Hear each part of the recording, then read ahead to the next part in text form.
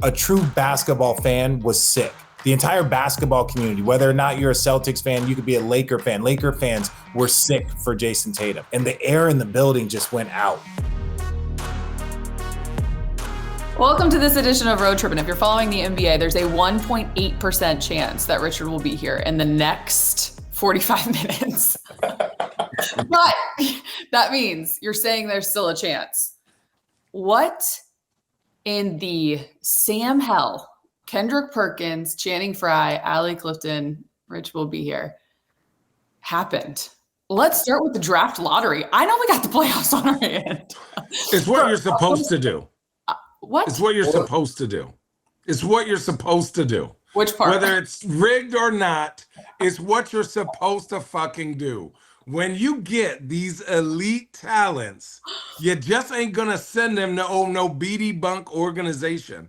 So to me, this is a reward to Dallas for running a good program. Dallas has run a very good program, and by I say program, they do this. They spend money on their arena.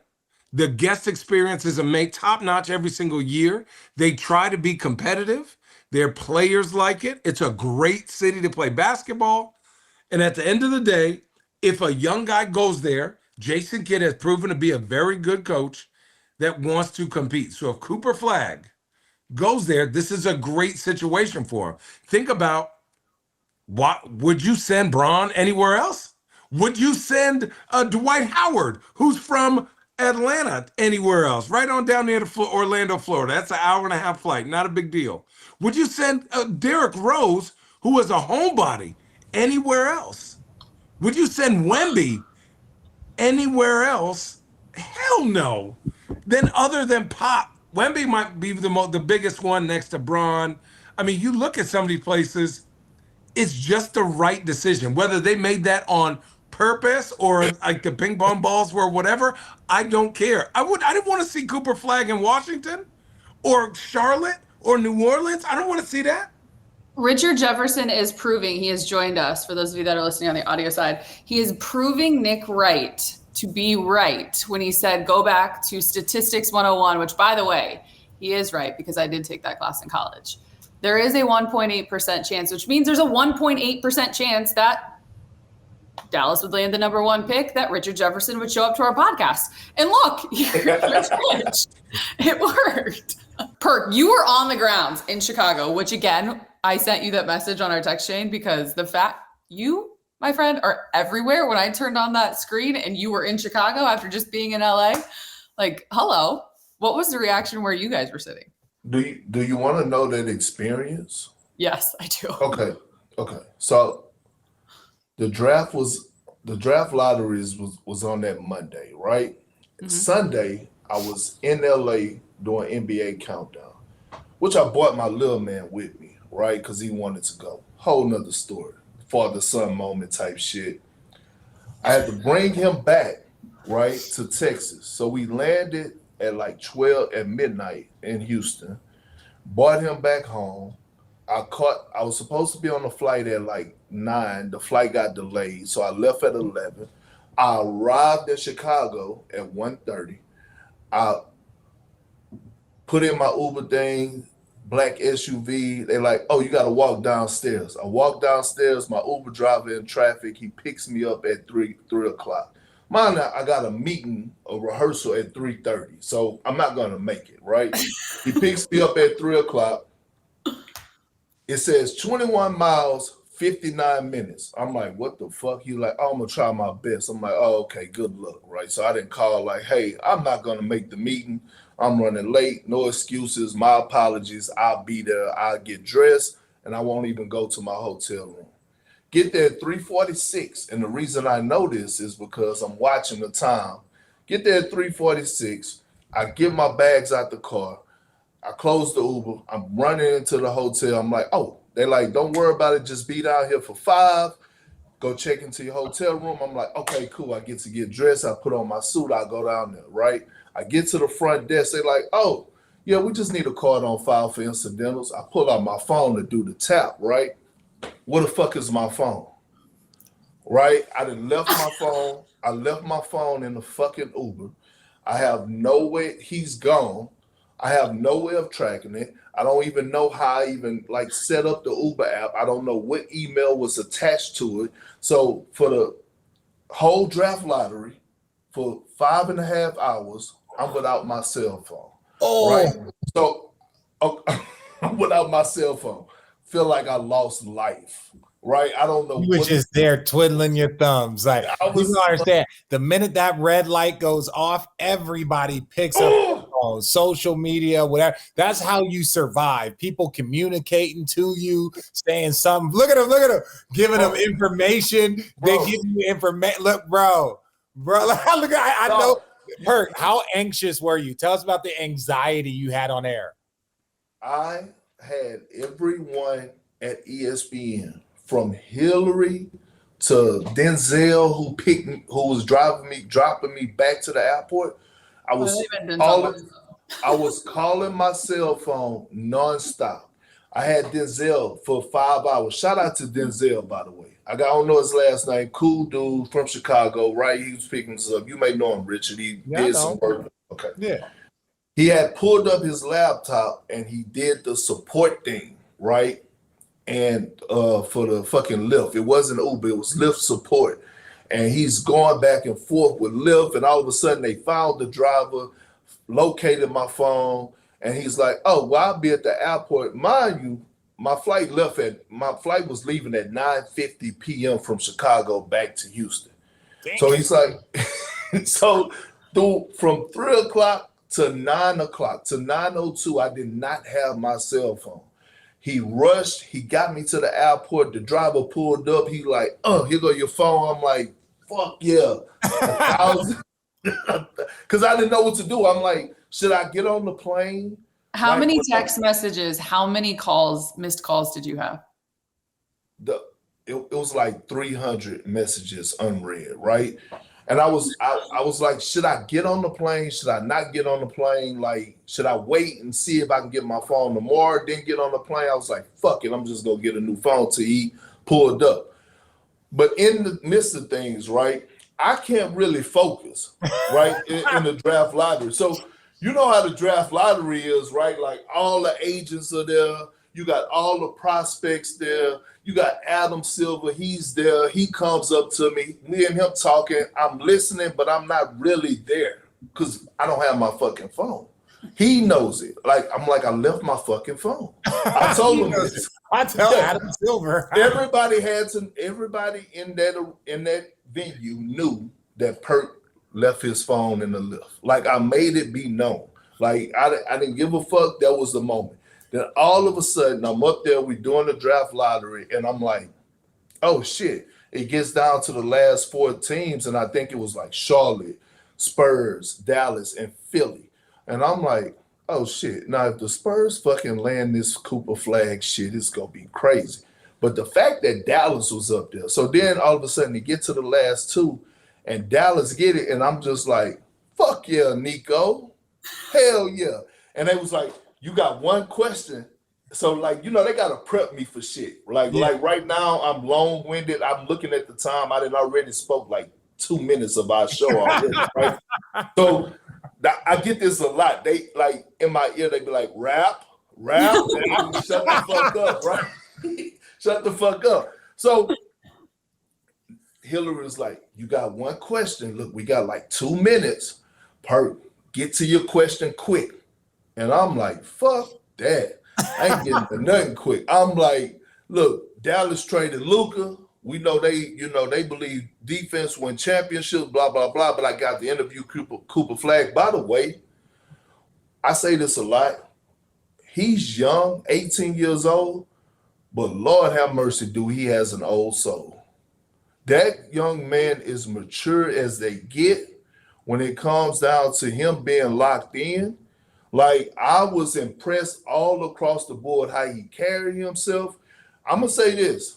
The Dallas Mavericks, y'all got one in this young man. Not just what he brings on the floor, but the way that he carries himself. It's all about basketball with him. You ain't got to worry about no extra shit. You ain't got to worry about no drinking. You ain't got to worry about no clubbing. This motherfucker is locked in. I was like, oh, okay, yeah. You definitely the motherfucker that we've been missing. You know what I'm saying? So that was my experience with the lottery draft, and I was just like, what the fuck? So it was good, it was bad, and there was some life lessons in that, right? Like life lessons. I think I needed that. Like, fuck your phone. That is not life. Live without it for 5.5 hours. So when Dallas got it, and we're locked in too, because we go from the draft lottery straight to our game, the Knicks game, Boston game. So when I tell you, when the information goes from y'all to our ears, and we got it in our ears, and we delivered it to the arena. Players, everyone, Jayson Tatum was like, no way. Like everybody, the referees were like, Dallas. I'm talking about the entire arena. Ben Stiller, shout out. That's my guy. It's like me and him are like boys now. Ben, it's okay. Like I understand the Nick net like beef. You know, it's cool, man. Like we're like boys. We see each other all the time. And Nick, I feel like probably be at dinner soon, or very very soon, hanging out, right? So, but no, it was just telling everybody and just seeing everybody's reaction in the arena at that game. That was kind of crazy. And yeah, look, Dallas, it was comedy, but the 2% does happen. The 2% does happen. It happens a lot. I saw Zach Lowe explaining it. Like everyone wants to say it's rigged, but the NBA likes that illusion of this. They like it. It's part of the allure. The NBA is the most dramatic sport. It's the second biggest sport in the world, but it is the most dramatic. I stand by that basketball is more dramatic per capita than soccer worldwide. And I'm not saying like worldwide, we know soccer's bigger. I'm saying the drama that goes into basketball players on and off the court, whether it's the job, whether it's the dying, whether it's all the drama that basketball players bring, the pettiness, the dads on the court talking shit to Hall of Famers. Like just the NBA is always full of some shit. That's just part of the drama, right? So the NBA likes the fact that people are like, oh, this is really, but the NBA is like, we go through so much lengths because, and this is what I was telling Allie before, I'm like, there's billionaires out there competing for Cooper Flag. You think the Washington Wizards owner is going to let something be rigged and miss out on a guy that can change his franchise? Steph changed the Warrior franchise, but like it was like $450 million when he bought it to $4 billion now. Players that can change your franchise by billions. You think they're just going to be like, oh, the Spurs got Wemby and they got Tim. It's rigged. You think these owners out there would just let Wemby go to San Antonio for the sake of the fucking league? You think Dolan would do that? You think Ishbia would do that? You think Jeannie Buss would allow that to happen? Hell no. That's why the Chris Paul trade didn't go through. Chris Paul trade didn't go through to the Lakers because the owners stopped that shit. They was like, nah, we ain't having that. But y'all think they're gonna let them rig the draft or draft lottery? Come on. Look, I'm not a conspiracy theorist, but there's a lot of coincidences. There's a lot of coincidences. I will not disagree on that. It's very easy to see that. Listen, if y'all want to go down that rabbit hole, go down it. I know it to not be true, but I 100% agree with y'all with the rabbit hole. Some of this shit is too much of a coincidence. Okay, let's get to the NBA. Great start on the podcast. And your story and your life lesson perk, truly, fuck your phone. Love it. What was the percent of you guys coming back 3-1? Oh, well, it was zero. Zero, right? It was zero. Even when there wasn't a percent. Yeah, they were like, we can't say zero. So what's the next number? It's a 0.01% chance. That was our chance at the time because we can't say zero. Can't say zero. That was not rigged. We do know that. That was not rigged. No. Okay, let's start with. Obviously, we're going to get into the games last night because Channing put on our text chain that we've got some questions to ask, and Perk didn't even want to reveal his questions. He wanted to surprise us all. But before we do, I do first want to get your thoughts because this doesn't have really anything to do in terms of like an outcome of tonight's game 5s, which is Boston and New York. And we can use the tweet from Ben Stiller himself, wishing a speedy and full recovery to a brilliant player and really kind person, Jayson Tatum. As intense as every Knicks fan was rooting for the team, no one ever wants to see this. It was an amazing game because Tatum was at his best and entertaining us all. Much love and respect. obviously, just the news for Jayson Tatum. Your thoughts, reaction. Rich, go first. You were You were literally there. Yeah, right. I thought I was I was watching you. I thought you were Ellie going was to doing. No, because I just went on my rant. This is what I will say: the air in the entire building went out. Like the Madison Square Garden, their team was going off. It was epic. It was a great game. All the things. Jayson Tatum was putting on an absolute show. It wasn't just, it was the threes, it was the defense. He was putting together a masterpiece. And I think shout out Ben Stiller, where it's like you look at it where it's like he is a real fan, where it's like, no, I hate you because I respect you. Right. I can't stand you because I see your brilliance. And for him to, it's a true basketball fan was sick. The entire basketball community, whether or not you're a Celtics fan, you could be a Laker fan. Laker fans were sick for Jayson Tatum, and the air in the building just went out, right? And I look, the Knicks probably were going to win the game anyway, or let's just say the percentages were going and the momentum was trending that way. And you can take me out of the full. It was trending that way, so. You don't know what would have happened, but it was like this guy was on pace to have a 50-point game in Madison Square Garden, right, in the playoffs. Like that's the special player that Jayson Tatum is. That part was hard. Like even for me, my energy was off for the next like probably 24 hours. I just did a commercial with Jayson Tatum. I've done like 3 with him. He is, and that's my only, like I played against him when he was young, obviously he's did it, but just to see how humble and quiet of a kid he is, like good dude. He's not like he's very like open, but he's just so chill.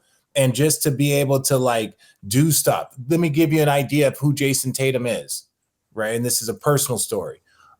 Sometimes Doris and I will talk about and JJ and I would do it. Okay, who's got the best shoes on tonight? Like who won the shoe game tonight? Because every player's got their own personal shoes and stuff. And one game I was like, yo, I don't know. JT shoes, like my boys are rocking the JTs. They really like them.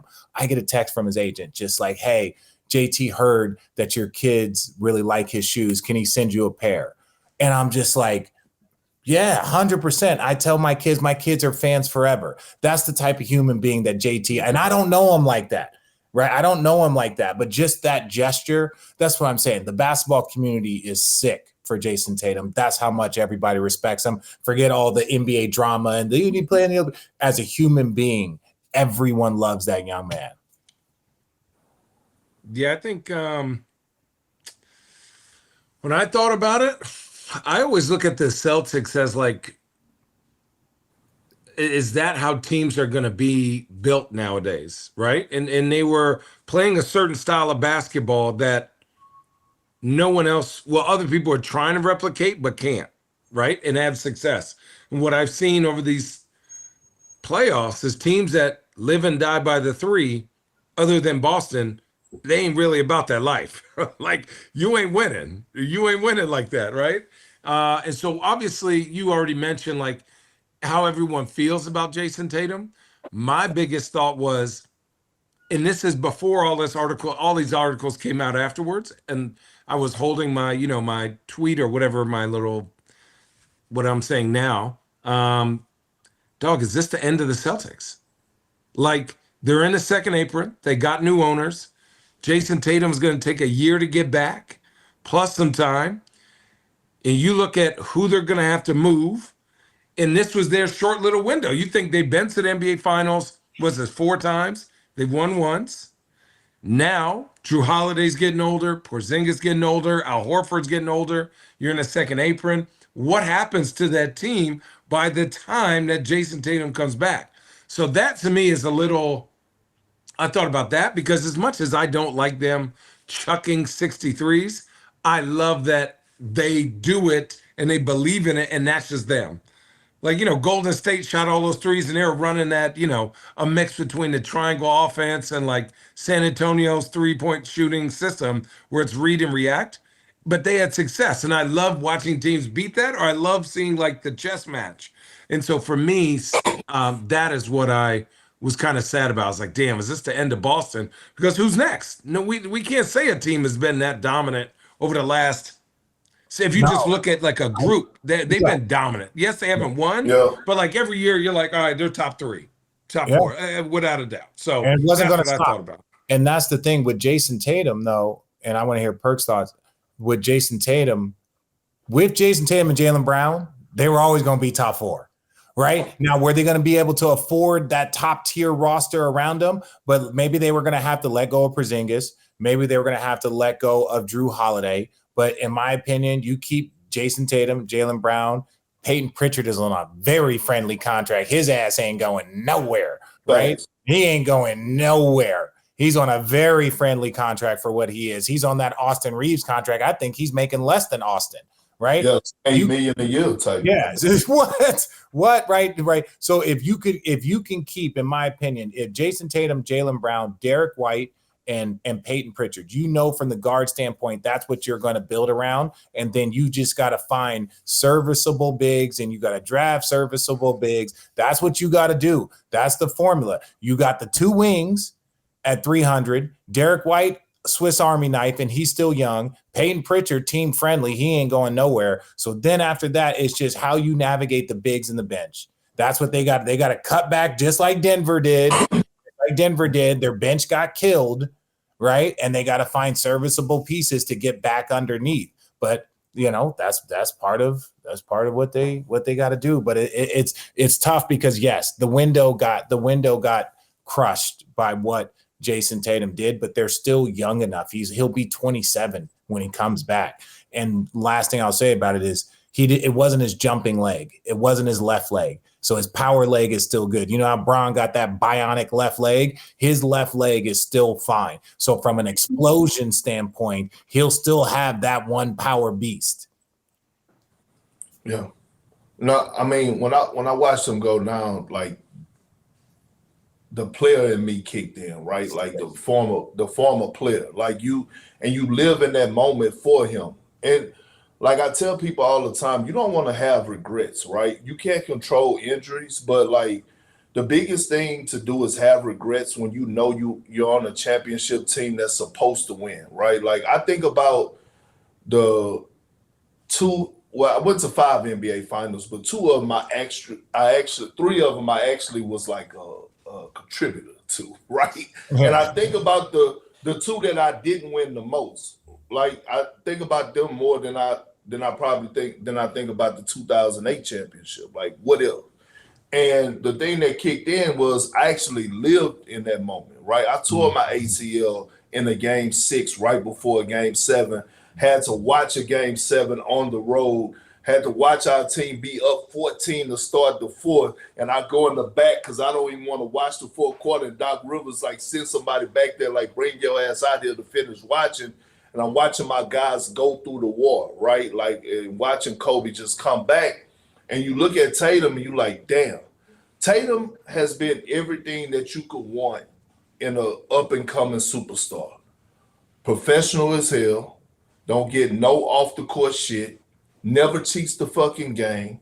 Always gets better every year. Get better. He's in great shape. Basketball is his primary focus. He keeps a fresh fade and fresh haircut. You know what I'm saying? His fire shoes, as Jordan shoes is fire. His swag coming to the game. His swag coming to the game is on point. He never shies away from the media. He never throws his teammate or coaches under the bus. Like he has done everything. And Boston is a hard fucking city to play in. Like for real. It is a hard city to play in. Like not only do the fans know the game of basketball, but quiet is kept. You're competing against like you want to make Larry Birds and but you also competing against like the Red Sox, the Bruins, the Patriots, right? Like because like in every city that win a lot of championships and you have all these franchises, they put pressure on one another. Like you know what I'm saying? Like Boston Celtics winning the championship last year put pressure on the Red Sox and things to that nature. But it's like, bro, watching Tatum, you feel so bad for him because you know a guy when you see it that loves the game of basketball, and he's one of them, right? Like he's gonna bounce back. And the crazy thing is when before, like, correct me if I'm wrong, but Shams reported the news like we were all waiting. We kind of speculated that he tore his Achilles, and we were waiting on him like for them to announce it. But they announced it and said he has underwent surgery. Like he wasn't waiting on that shit, and I was like, "That's it." Like, you know what I'm saying? Like that was next day. That was like, "Nah, let's get this shit out the way right now. I need to get back to my rehab so I can get back on the floor." And right then it was like, his clock has already started. His clock that's is what already Jayson started. Tatum is. I'll give you an update on that. Obviously, it was less than 24 hours. He obviously underwent that surgery. The Celtics are saying he will make a full recovery. And Jayson just 6 minutes ago actually just posted from his hospital bed, thanking everyone for all the love and support. Of course. That was just 6 minutes ago. You mentioned Rich, he's 27. He just turned 27 at the beginning of March. 2 years ago today, he dropped 51 in a game 7 at 25.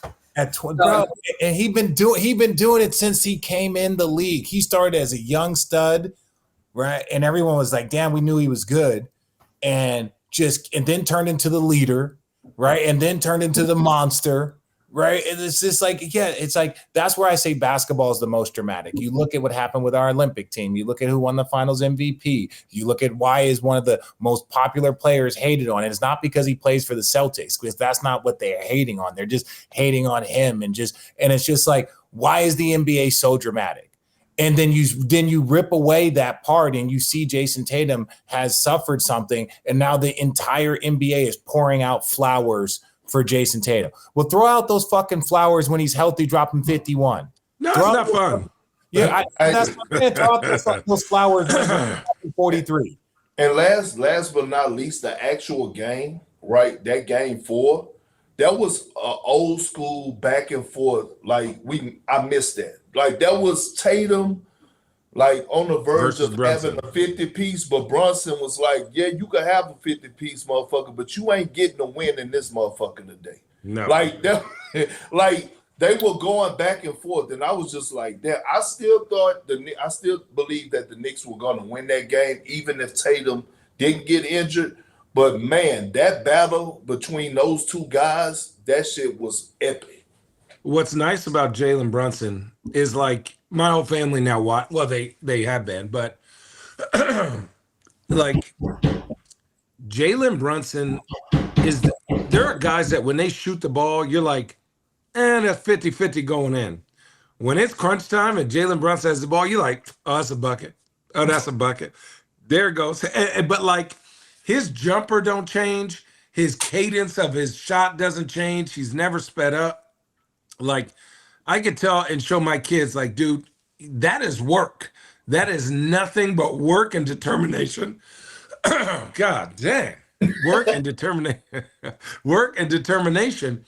And man, he just like, you know, and we'll talk about this later, but people are like, when I say I don't think small guards can win, Jalen Brunson does not play like a small guard. He posts up. He played like a aggressive power. He played like an aggressive. Yeah, that's why I gave him the nickname Big Body Brunson. Okay. It's crazy because you know, one thing for me, I've seen like teams that are good get 2 feet in the paint. Well done, Perk. No, wait a second. Can we give a clap to Perk? We'll give it to you, Perk. In that moment, just putting it together, Chain's like, no, he plays a lot. He doesn't play like, and Perk sits back, he's like, why do you think I gave him the name Big Body Brunson? Dude, but it's, you know, I think you look at like his development, and then we had heard stuff when he was at Dallas, like when Luka and that first came out, he was coming off the bench and he started to start, and everyone was like, man, what Brunson does, he holds everyone accountable. But he does it to himself too, like on both ends of the floor as much as he can. And the thing is that he's not afraid of the moment and the shots he takes, even though he sometimes, like, because he's so good, he'll hijack an offense sometimes because his mind you could just see, he's like, I'll do it. Like, I could do it. He gets great shots, like 2 feet in the paint, floater. 2 feet in the paint, fade away. 2 feet in the paint, kick out. Like, I really appreciate that part about him, and just his fire, and that his main weapon is a skill. It's just a million of those dumbass. Footwork, bro. How many times did he do this? Footwork is fucking amazing. It is. He's immaculate. I'm trying. Look, again. There's different footwork. Kyrie's got all of that. He does have all of that. I'm not saying it. The way they get into it is different. The way they use their bodies is different. That's where it's the way they use their bodies to get that separation in space. Same with Steph. Steph uses movement, right? And Steph's got a crazy handle, but the handle and footwork, this man has, his footwork will be studied. It should He's a fucking dog. See, people look at Jalen Brunson and they think Villanova, college, collegiate, proper speaking. That motherfucker is from Chicago. Like, I was in the car, motherfucker was like, man, I'm having an argument with my guys in my group message right now. Is this guy the best player to come out of Chicago? I'm like, hold up. Hold on. Like, you got Isaiah Thomas, you got Kevin Garnett. Now you got Derrick Rose. Well, Kevin Garnett, KG. KG claimed Chicago. He go Lord you. I just said he was there 1 year. That's what I'm saying. What I'm saying, it was a tough year, Richard. He played in Chicago publicly. He played with my guy Michael Wright. God rest his soul. I've been my boy Michael Wright played on his high school team, Ronnie Fields and all of them. So I'm not disrespecting the quality of the league that he probably had to go and dominate. I'm not disrespecting that, but I was like, yeah. Ali, is that video? Can we find this out by the end of the show? That video of Jalen Brunson in the park with his dad when Rick Brunson was on his ass. Was that in the hood of the Chi-Town?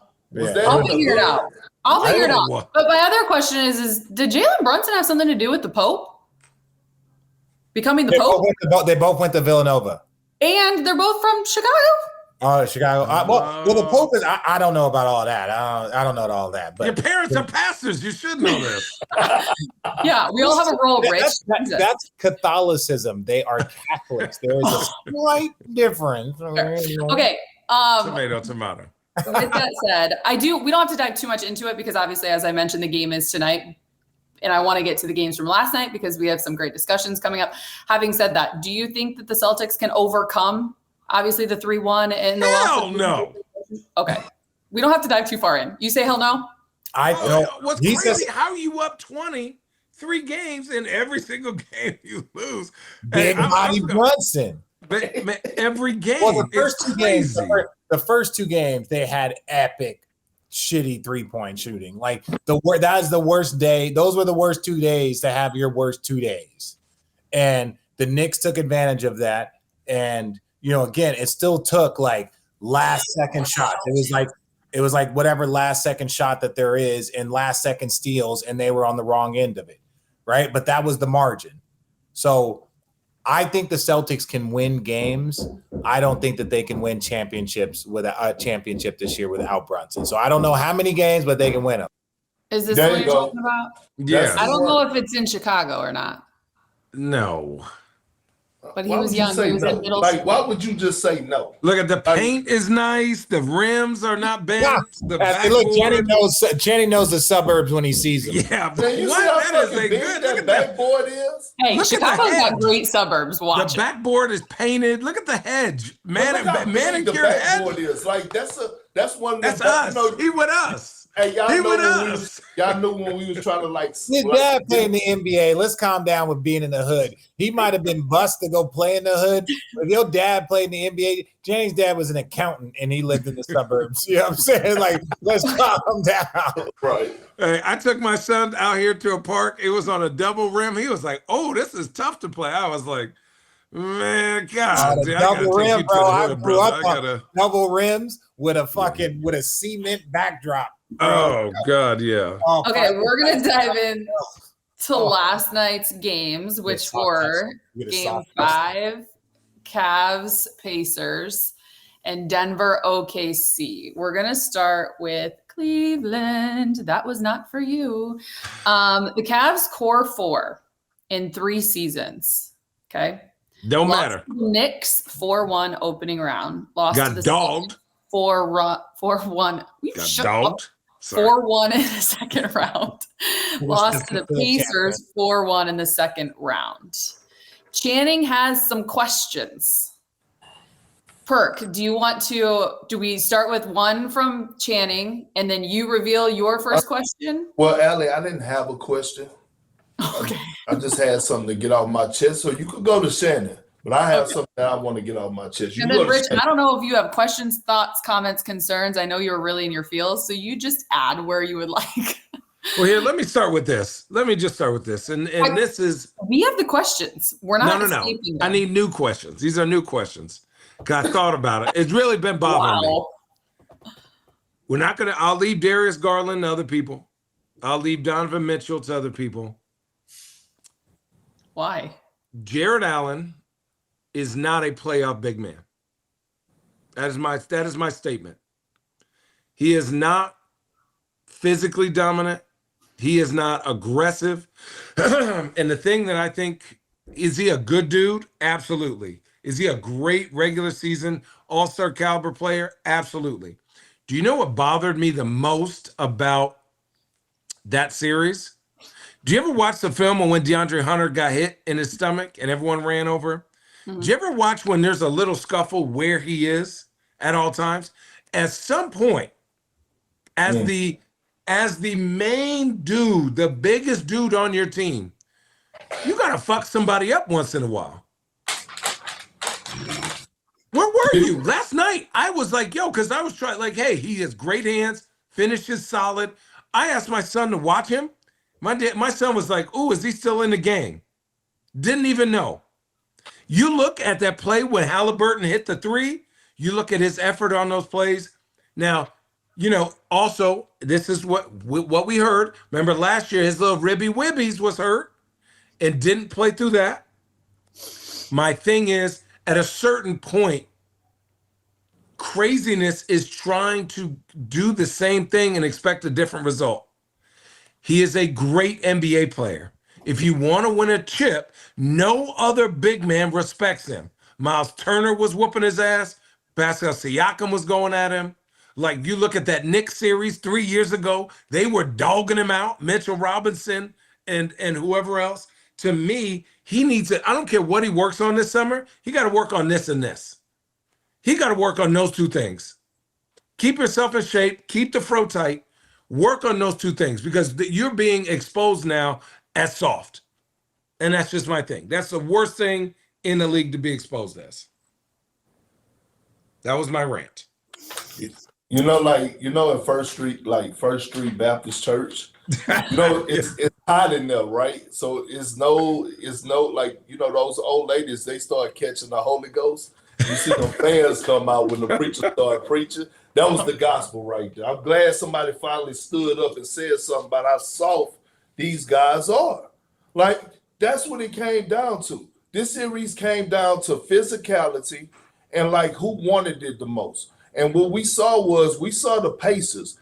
I don't know if people, like, really, like, look at what the Pacers do defensively, but Miles Turner, I'm watching him, the way he fucking hedges out on pick and roll. Oh, it's crazy. People could, like, overlook that shit and say, oh, that's hard because it takes you away. It takes you away and makes you have to come back. And splitting and making sure you don't get, because if you get split, you dead. So his hedges with physicality. They perimeter players switch with physicality, including Tyrese Halliburton. They were instigators this entire series, starting shit, whether it was hard fouls, whatever the case may be. Donovan Mitchell, we don't want to hear it, brother. We don't want to hear it. This is why we don't want to hear this shit about, what he said in this alley. What did he say yesterday? We're going to what?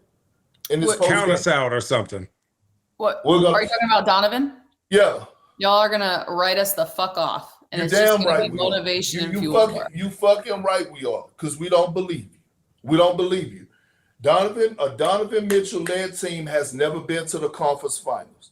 Donovan Mitchell, you got a coach fired. You got JB Bickerstaff fired. This is a fact. You had no communication with that man while he was there. You didn't like him, right? Soon as he got fired, you got signed to a contract extension, right? You extended with the Cavs. Now, this is why I point that out. Because, see, trying to win a championship and going through the process of winning a championship, that shit ain't fun. That shit is stressful as fuck. Right? That shit takes where you walk into practice facilities, and guess what? You may hate your coach that day because he's bringing out the best of you or holding you accountable, right? JB Bickerstaff brought structure. He was trying to bring structure and accountability to that locker room to bring what Shannon just highlighted, the dog out of them dudes, right? Like, we're not sitting up here questioning whether or not Detroit is some dogs. We ain't questioning shit about that. We know that they some dogs. And it started with JB Bickerstaff. I'm not sitting up here knocking Kenny Atkinson, right? But Kenny Atkinson gave them guys too much leeway of like, yo, it's fun. No, the fuck it ain't. It's fun in the regular season. That shit's stressful as hell in the postseason. You losing fucking sleep. You're not brushing your fucking teeth. You're not fucking doing nothing you don't shit, shave, or bathe until you see better days when you're trying to win the NBA championship. It is that fucking hard. Like, you have to be that committed. It's no joking around. You know the one thing I hate in the series, and maybe I'm over the top, but I hate throughout the course of a series when you may see a team when they like win a game in the series, and then all of a sudden the camera goes to the bench and the series is far from being over, and you see guys on the bench like smiling and laughing. I'm like, it ain't shit to smile about until the fucking series is over. Like, that's how serious this shit is if you really about winning a championship. So now all of a sudden we are here now again, a Donovan Mitchell-led team that had all the pieces. You make a trade at the deadline to go get a DeAndre Hunter, who's, by the way, I'm calling him soft as well, too, because you don't sit out a game 2, I believe it was, but for a dislocated thumb, bro. Like, fuck no. You don't sit out a fucking game 2 for a dislocated thumb. Evan Mobley, you sit out game 2 but play game 3 because you have a little pain and soreness in your fucking ankle sprain?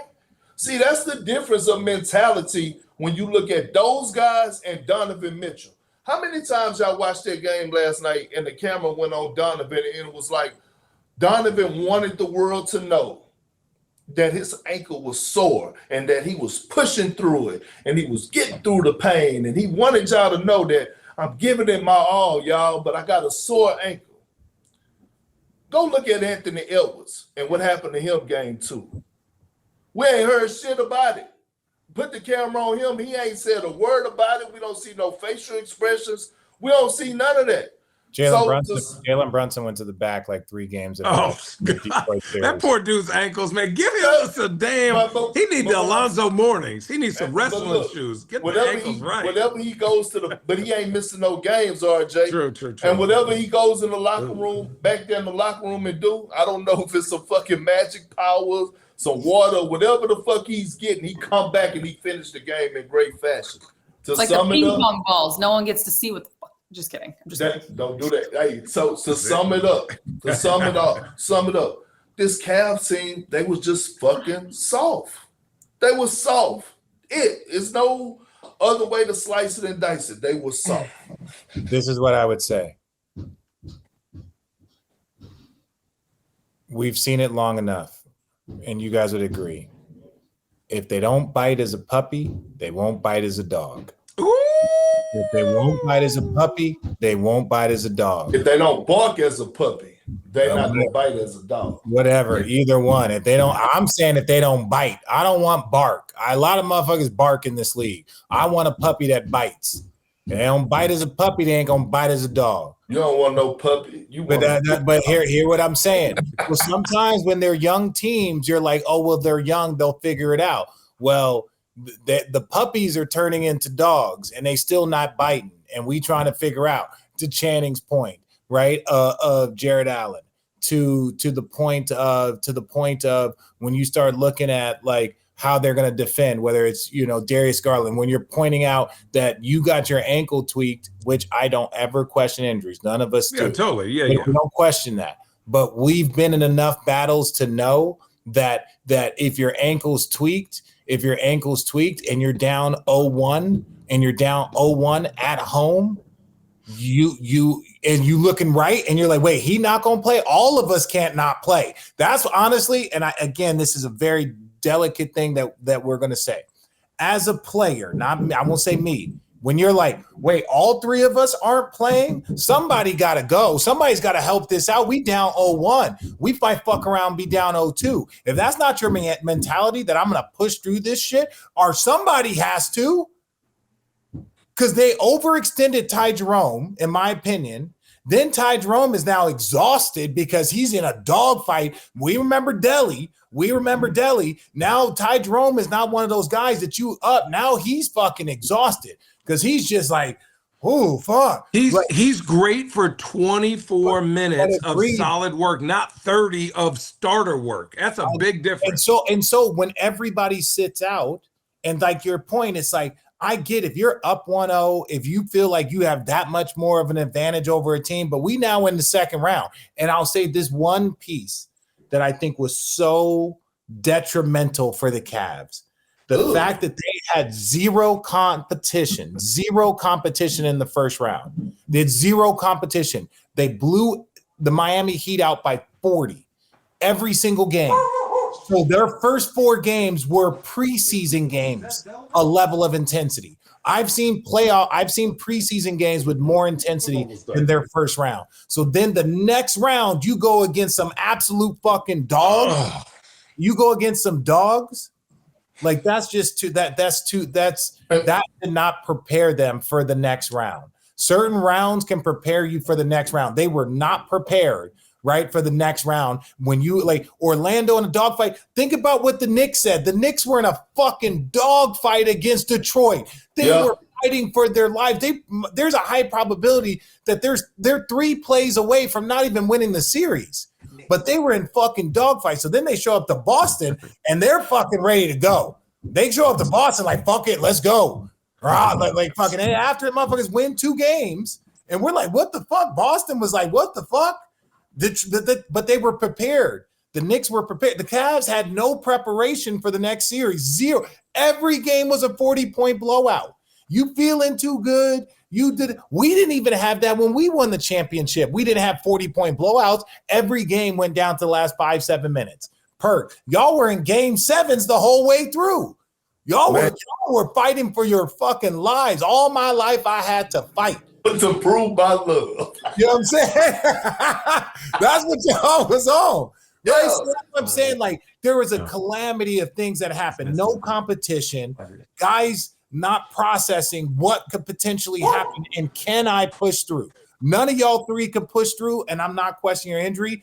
Maybe that's just really unfortunate. But I haven't been in a space where 3 starters can't push through down 0-1 at home in the second round. And then playing the very next game. I'll question it. You know why? Because I've been. It's not me. I don't question. No. But what I'm saying is, I've been in those moments, right? Like I got a fucking dislocated finger right now. You think that stopped me from playing in the fucking like playoffs? My second year in Oklahoma City when we went to the NBA Finals. You can go back and look at Game 4 in Dallas. I fucking pulled my fucking groin like my shit was missing, right? They was like, oh, after the surgery, you gotta have, after the season, mandatory that you get surgery, right?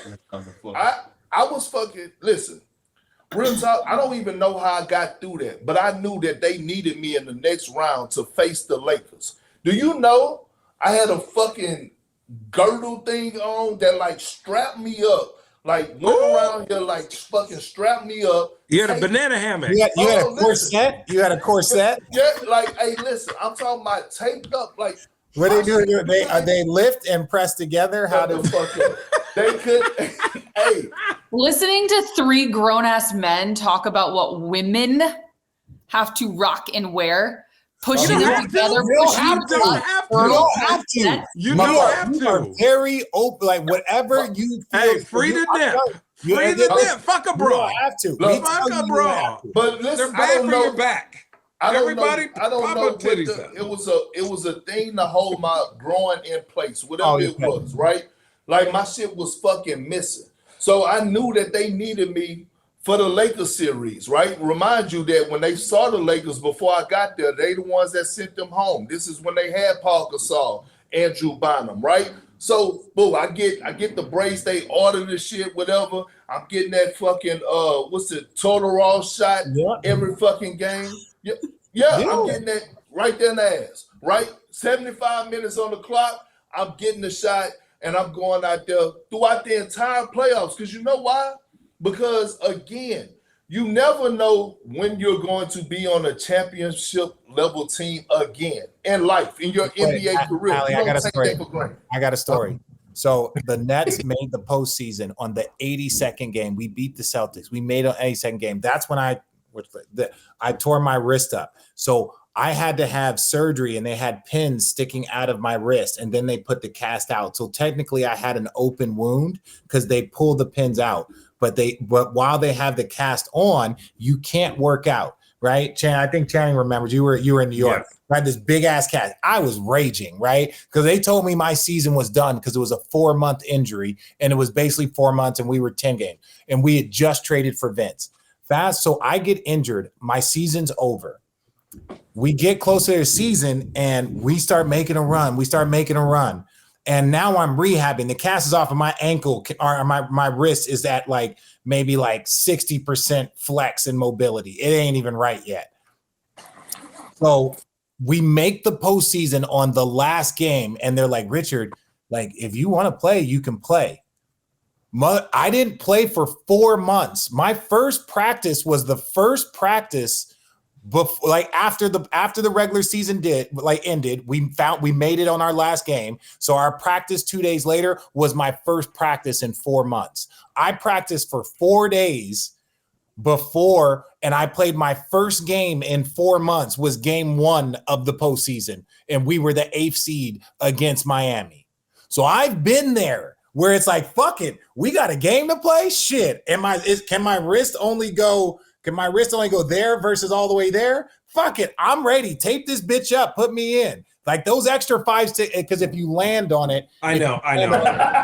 Everything is a joke. Don't got that flex. Everything is a joke. That shit pops again, and you back at square one. By the way, this shit is completely fucked. It's fucking doesn't even work anymore. What I'm hearing you guys all say, and you're all champions, is one, there's a difference between regular season and postseason in terms of the toughness and the mentality that is required. And there's also a difference between being injured and being hurt. To each his own, how you all handle it. But the fact of the matter is, this group of guys, gentlemen, 40-year-olds plus, the fact that they can take a comment about Perk holding up his groin with a girdle and turn it into a corset lifting tits is the most incredible thing ever. They're all one of one. Is Lauren standing there? No. It's Pat, my barber, dude. Okay. I got to get a haircut. Yeah, I need it. Literally, it's like being at the barbershop. Better make sure you took the shit out of him. Because you know what I'm saying? He's saving lives over there. He make you go from a 1 to a 3. And that's going to right. You see the waves though? Listen, honestly, I've seen those homeless haircuts, man, off the streets. Look Richard, better. Your hair envy is just seeping through the screen here. No, it ain't, bro. Honestly, it's sadness to watch a gift go to waste. It's just that's hair abuse. No, remember, I wanted to answer a question. You guys said who took away all my chargers, right? So I have my setup. That was an hour ago. That was an hour ago. I understand, because we're starting over. It's going to bother me if I don't get to answer that question. We got to answer for the people at home. Who took your charges, Richard? Thank you. Danny did. And fuck you, Danny. Okay. That was on Danny did. That's all I wanted to say. I just wanted to answer that question. Okay. Yeah, you can't. Are you one of those people that blames everyone else? Absolutely. No. Wait, what? Fuck no. First of all, let me just say this. The buck stops with me at all times, right? I put that in the text chain. I said, no excuses, play like a champion, right? I said it was my bad. But all that fucking setup that y'all saw, they took my fucking setup here. I don't got my lights. It's that's why my lighting, my skin is not glowing. I look like I'm blending into the fucking brown background. We call that matte. Yeah. In the female world, going from girdles to corsets to tits, we call that matte. You look a little matte today, not shiny. Okay, we are going to finish. Speaking of blaming other people, we're going to finish this episode with the second game that happened last night, obviously. The Thunder and the Nuggets. There was some conversation that came out of the Nuggets locker room. A report that was out there. I didn't see it. Should I listen to it first? No, it's not nothing to listen to. It just says Russell Westbrook's immature. I mean, no, Aaron Gordon shot it down.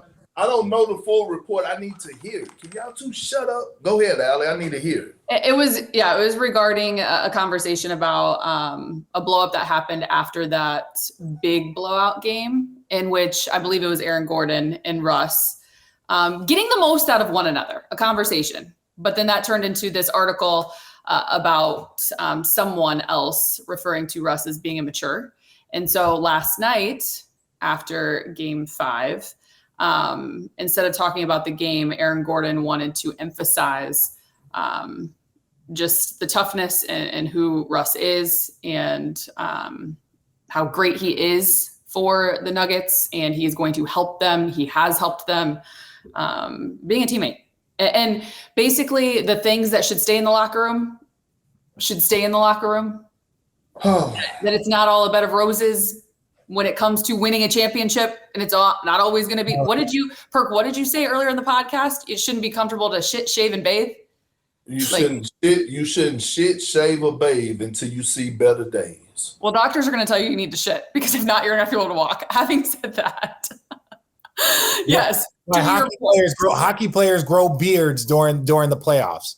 You can go and continue to dive into the details, but I loved that from Aaron Gordon taking it upon himself to, all right, guys, what happens in our locker room stays in your locker room. I wish people knew how many fucking championship teams would fucking choke each other, right? Still like championship teams that got beefs today. Like you saw the Ray Allen, you saw the shit. You know why I won't speak out of turn, but it was like these bros were so competitive against other people, like it felt like betrayal. Do you know how close and tight-knit you have to be to an individual to feel betrayal to the point of him just going to another team?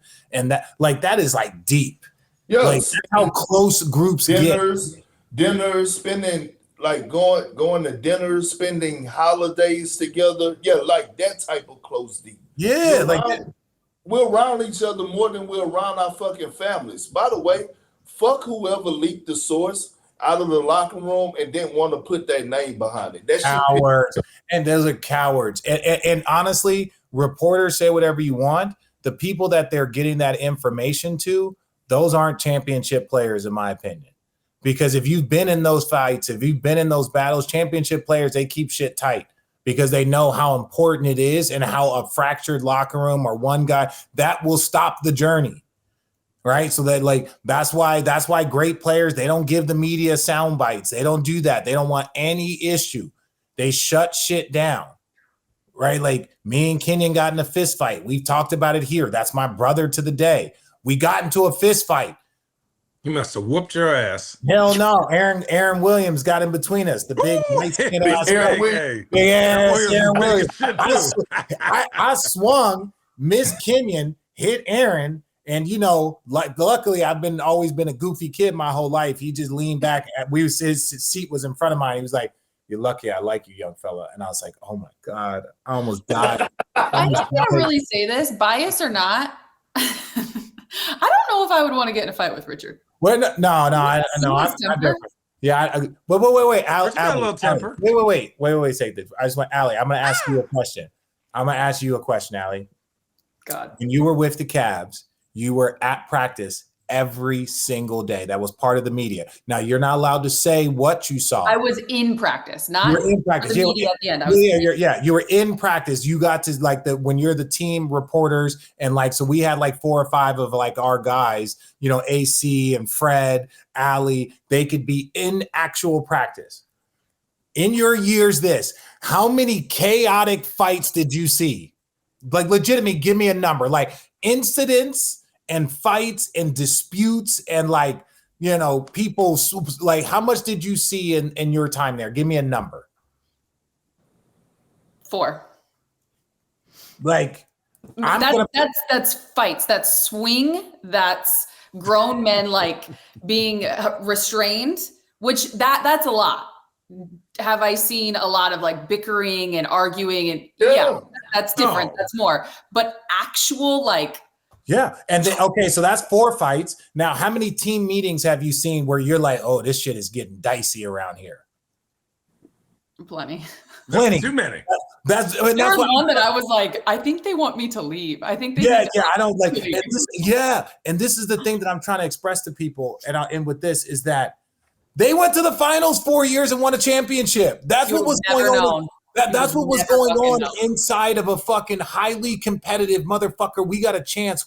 Who the fuck is stepping out of line? What the fuck is wrong? Think about guys having to apologize. Think about how many different guys apologize for some shit. We had multiple guys do that over that stretch.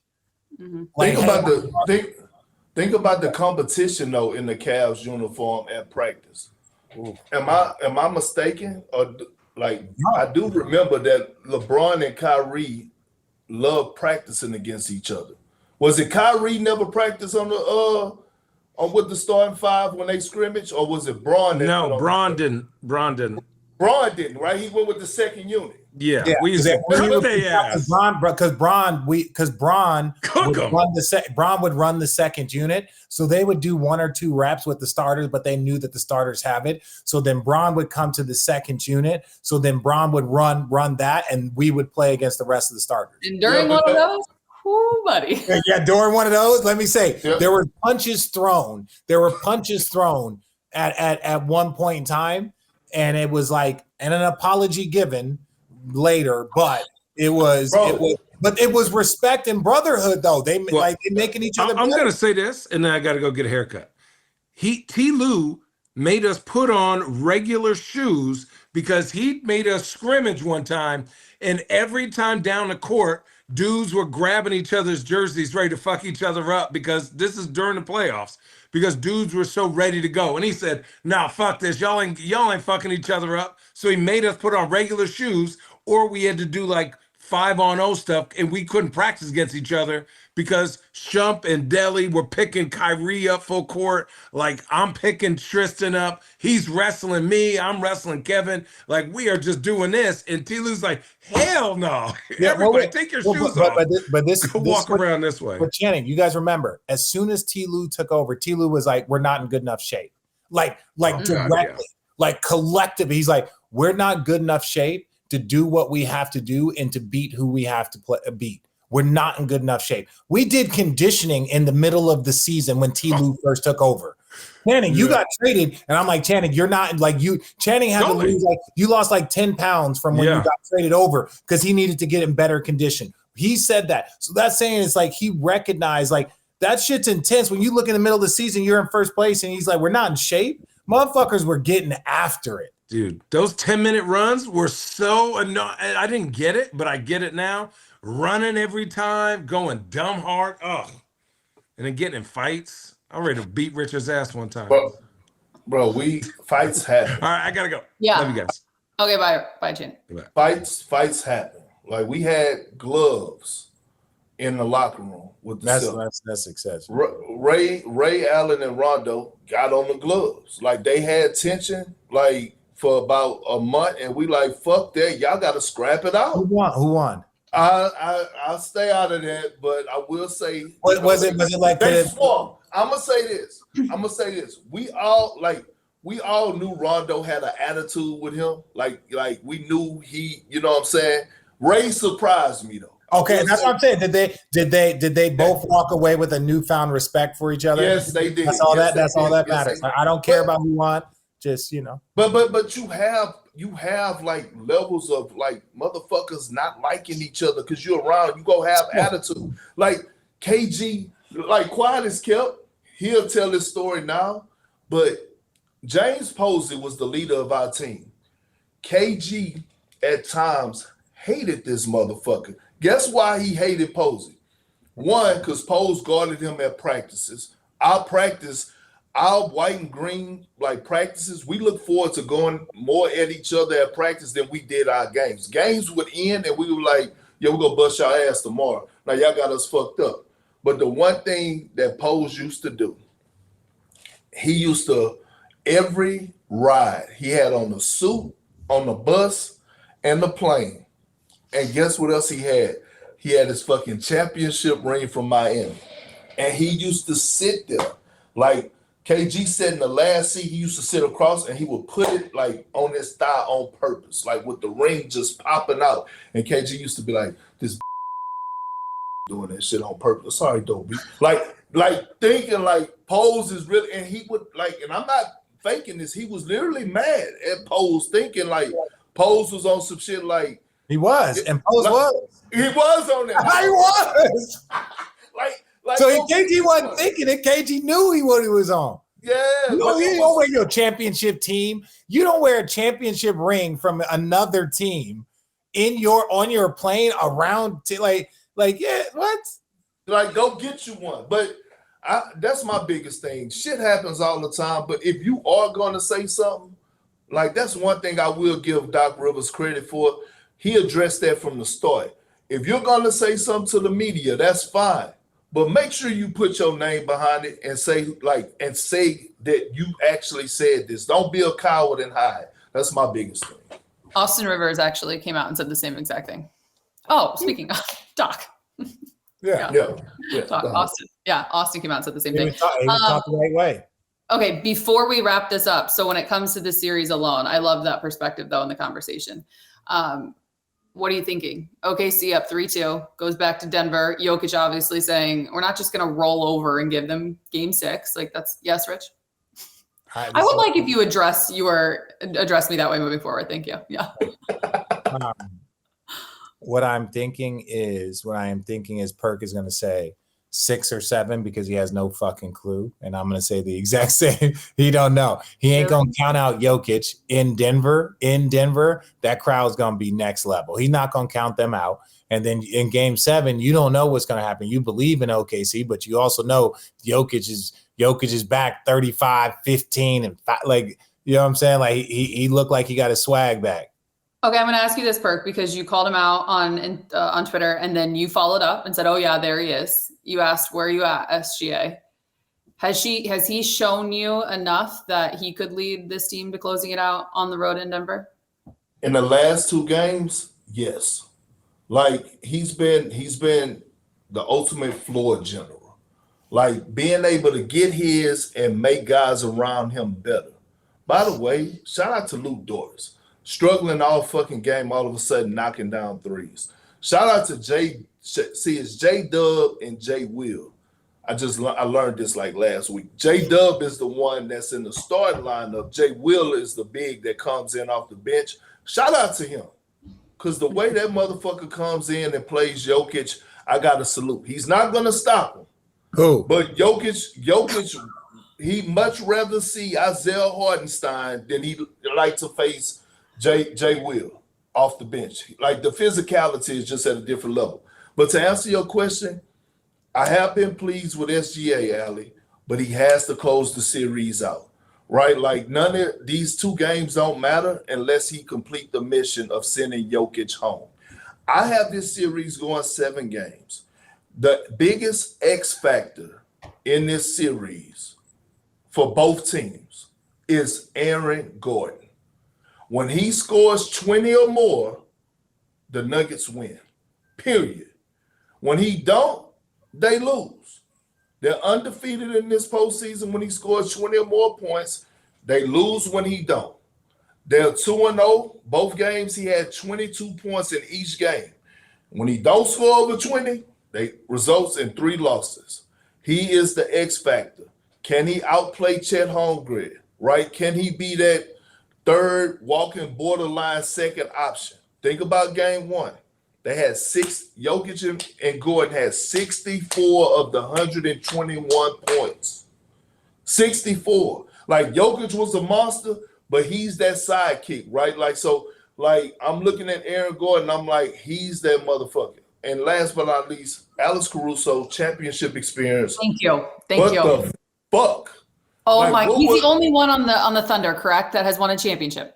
And it's showing. Holy shit! And it's showing. And it's The showing. extra possessions, the timely threes, the fire. It is so just like if you need to embrace and lean into everything he's doing for you, from like the intangible shit, like all the little things. Remember KCP in Denver? KCP in Denver the year that they won the championship. KCP he was so impressive. He looked like a player that had won a championship on that team, right? He looked like that player. It was like when he does those things, you look at it, even like a Derek White. Maybe Derek White is probably a little bit definitely more talented than those guys, but it just seems like the timely moments in which they do the steal, they just seem like they're locked in crucial moments. And shout out Caruso, but that's why you get those guys on your roster. Mm-hmm. That's why, and it's not just in RJ Allen. It's not just this series. Oh, he was fucking guard. Remember when he was doing the Memphis to Jaren Jackson Jr.? I was like, the fuck, this guy had zeros across the stat sheet. And if I had to give an MVP to the award to anybody in that game, it was him, right? But it's also leadership because it's a ripple effect. I was always a fan of Cason Wallace. I've become an even bigger fan of Cason Wallace. What he has bought for this team off the bench, but it's the leadership of Alex Caruso and what he's been doing. I'm like, hey, man, this dude is the truth.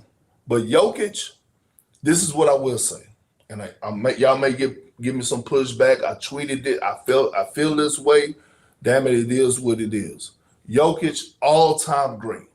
Top 20 greatest player of all time already. Knocking at the door of being a top 5 center of all time. I believe he's one championship away from being in that conversation. We can't move the goalposts when it's convenient for us, though, because LeBron caught a lot of fucking criticism at the age of 40 for his Game 3 performance in Minnesota. Was it Game 3 or Game 4? Game 4. Game 4. That when he only took 2 shots in the fourth quarter. He was gassed. Motherfucker, a 40-year-old asked to play the center position, played the entire second half, and y'all motherfuckers wanted to go in on Bron and question his greatness. Like, motherfuckers went on TV and questioned his greatness. I wasn't one of them dumb motherfuckers. I wouldn't go do that because I understand what it feel like to be in the trenches. I don't understand what it feel like to be playing at 40 and playing almost fucking, what he played, 41 minutes in that game? Coming off an Olympics. He played 46. Game 3, he played 38. Coming off an Olympics. Off an Olympics at 40 years old. Coming off 36 minutes, like 36 hours. 36 hours. And so, okay, and then last night, right? We watched Jokic dominant performance. But down the stretch, we started to see them guys lean on Jokic, right? He started settling for jumpers, especially when Jay Will was in the game. That one shot, bro. That one shot. It was crazy. But my thing is, right after that, is Jokic need more help? And maybe he did need more help in the clutch time. Like maybe Jamal Murray, Aaron Gordon should have stepped up. All I'm saying is keep the same fucking energy that you keep for a 40-year-old, a senior citizen. Keep that energy like you do for all-time greats. Stop moving the goalposts. That's all I'm saying. Let's be consistent on the energy that we keep throughout the course of when we talk about great. Bron can start collecting his pension while he's playing. In 5 years. The only thing I will say about that, and people can call me a fucking homer and I don't give a shit because facts are facts, and I followed the guy for fucking a decade now, almost every single day. The reason why, the crazy thing about this to me is that he's in a conversation that no current player really, right? Like when you talk about LeBron, you talk about the greatest 1 or 2 players, right? Yeah. That's the conversation. So until you put other people in that category, why are we even like? Yeah, the conversation shouldn't even be the same. It's not, but it's not a good faith conversation. It's it's how can we go get our conversation? We talk about Bron, it's great for ratings. We're not going to sit here. We're going to make it controversial. We're going to make sure we have our clips for our shows. We're going to make sure that we have our clips for our podcasts. It's not a good faith argument. right? It's not like, oh, this and that. It's just more of like, all right, well, Bron lost. Let's get all the reels about how, he's not Michael Jordan fired up. Yep. Get the clips of who's the GOAT and how this affects. Let's get let's get the legacy banners up, and let's get LeBron's window closed. Should Bron retire? Let's get those things fired up. It's come on, man. But at this point, y'all, I'm just to the point that whatever Bron does at this moment is just like extra ice cream on the side of your cake. The question of questioning his greatness should never even come up no more. Like, me and Bron, and we didn't have our little falling out or whatever, but the one I'm gonna always keep it real. Like, he's the one guy, him and Steph, we should never, ever, ever, ever, ever question their greatness. Just say thank you for continuing us to play and allowing us to see. Let's just say thank you. Yeah. Thanks to the both of you for the enthusiasm that you brought to this episode. Before we wrap up, our team did their job, Perk, for you. So just like Rich wanted to address a question that came at the beginning of the podcast regarding his Chargers, you had a question about where that video was shot for Jalen Brunson and his dad. Yeah. And our research shows us that the workout filmed by Brunson's mother, Sandra, took place between 2007 and 2009, the same time Rick was an assistant coach at the University of Virginia. Brunson said Monday his annoyance was about having to train outside the his annoyance was having to train outside in the hot ass sun, quotes, rather than inside the air conditioned gym at UVA. So it was in Virginia, not Chicago. Well, I can't wait to fucking make my kids train in that Phoenix sun. Yeah, that's what your daddy did, motherfucker. Don't be a Richard. Don't be a Richard. 100%. Yeah. If you want to make it, you better be a Richard. If you want to make it. If you want to make it. You guys are amazing. This is another edition of Make it. That's what you make.